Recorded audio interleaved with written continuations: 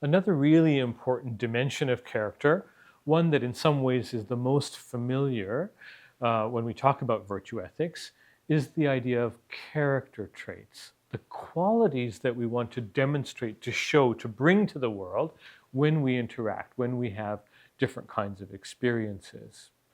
And the idea is that a virtuous person, someone with good character, has brought the right qualities to bear in all dimensions of their lives. So on the slide that you see, there are a number of different ideas of what good character looks like.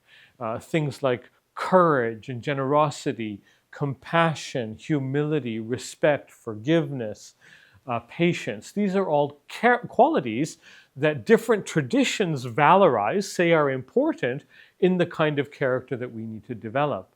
And one of the questions that we need to ask is, what are the types of qualities, types of character traits, types of excellences that we want to cultivate and bring to bear in our lives? What does it mean to do that? Well, what it means to bring a characteristic, a quality, an excellence to our lives begins with understanding what it means. It begins with defining that character trait.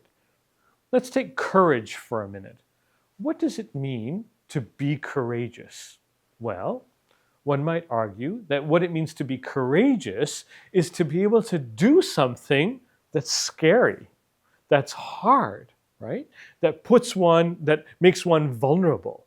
Courage is the ability of doing that. So living into a quality requires first being able to define it.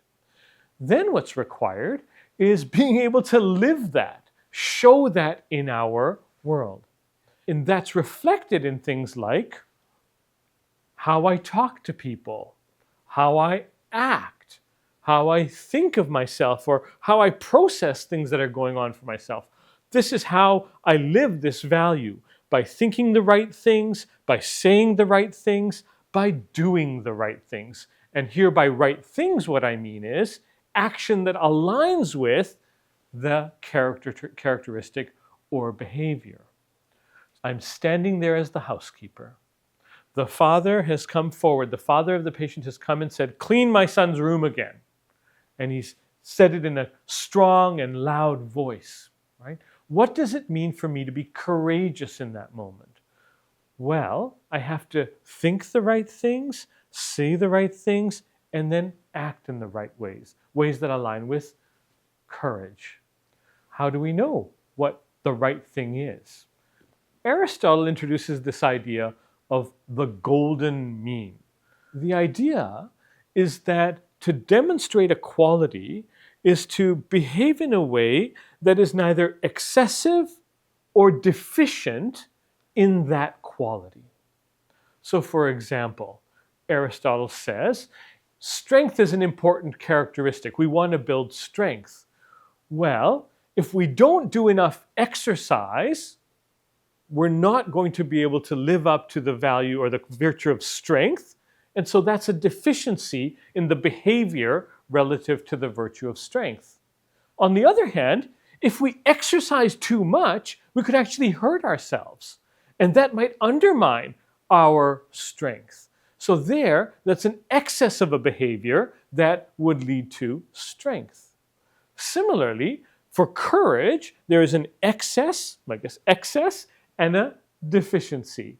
If it's the case that I stood up, I'm talking to that father and he asks me to clean the room again, getting a little bit upset with me, and I just shrink and run away, I'm cowardly, I don't stand up and face the situation, that's going to be a deficiency in a courageous response. It's not enough courage. On the other hand, if I were to stand up and be, loud and put my fists up and say, because I'm anticipating a tense situation, that feels like an excess amount. That's probably a rash kind of action. Courage is somewhere between that deficiency and that excess. It's the right amount of standing up in the context of fear when I'm scared of something. And so we want to, first of all, identify the qualities we want to demonstrate.